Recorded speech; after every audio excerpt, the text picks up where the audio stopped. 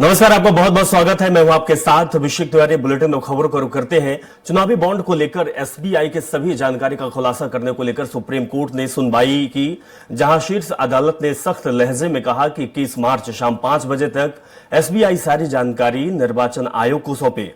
मुख्य न्यायाधीश चंद्रचूड़ ने कहा कि एसबीआई को विवरण का खुलासा करने में रचनात्मक नहीं होना चाहिए। हम चाहते हैं कि चुनावी बॉन्ड से जुड़ी सारी जानकारी सार्वजनिक की जाए, जो भी एसबीआई के पास है।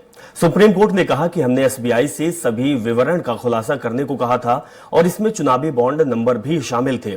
मुख्य न्यायाधीश चंद्रचूड़ ने कहा कि हम कानून के शासन और संविधान के अनुसार काम करते हैं।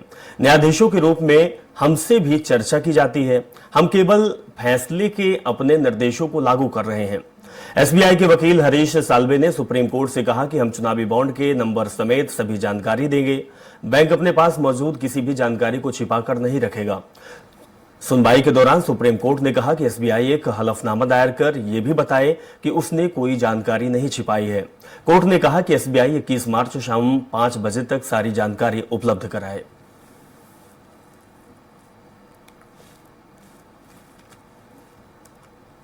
बोला था कि सारे डिटेल जितने आपके पास हो इन इलेक्टोरल बॉन्ड्स के बारे में सब आपको डिस्क्लोज करने हैं।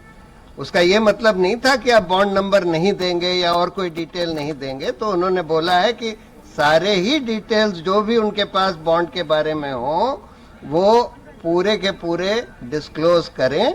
और स्टेट बैंक के चेयरमैन से बोला है कि वो थर्सडे की शाम तक एफिडेविट कोर्ट में फाइल कर दें कि उन्होंने ये सब डिस्क्लोज कर दिया है और इलेक्शन कमीशन इस सारे बॉन्ड नंबर्स के साथ सारे बॉन्ड्स के डिटेल्स तुरंत पब्लिकली डिस्क्लोज कर दे।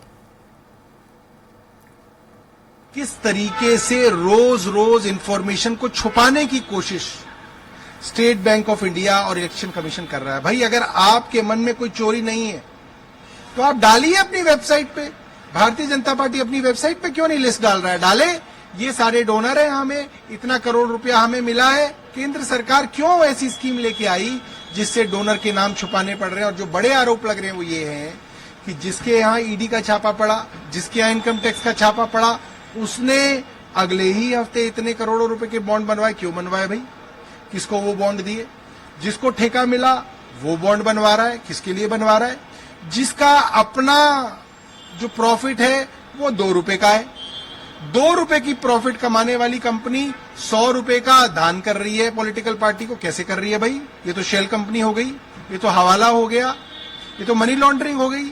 क्यों नहीं जो है ईडी इनके ऊपर मुकदमा दर्ज कर रही है? अभी किस चीज का इंतजार कर रही है ईडी? सुप्रीम कोर्ट ने एक बिल्कुल स्पेसिफिक डायरेक्शन देने के बावजूद भी जिस तरीके से एसबीआई बैंक जो कभी एप्लीकेशन एक्सटेंशन की लगाता है और कभी आधी अधूरी जानकारी देता है, इसको लेके सुप्रीम कोर्ट ने सुमोटो लिया। It's a very important thing. इसमें किसी ने एप्लीकेशन मूव नहीं किया था और सुप्रीम कोर्ट ने स्पेसिफिक डायरेक्शन दिया कि आपको 21 तक आपको एफिडेविट सबमिट करना है और जो सारी जानकारी आपके पास अवेलेबल है इलेक्ट्रॉनिक बॉन्ड से रिलेटेड, चाहे वो आपका कोड हो, चाहे इससे रिलेटेड कोई भी चीज हो, आपको सबमिट इलेक्शन कमीशन को देना है और इलेक्शन कमीशन इसको अपलोड करेगा विद इन टाइम फ्रेम।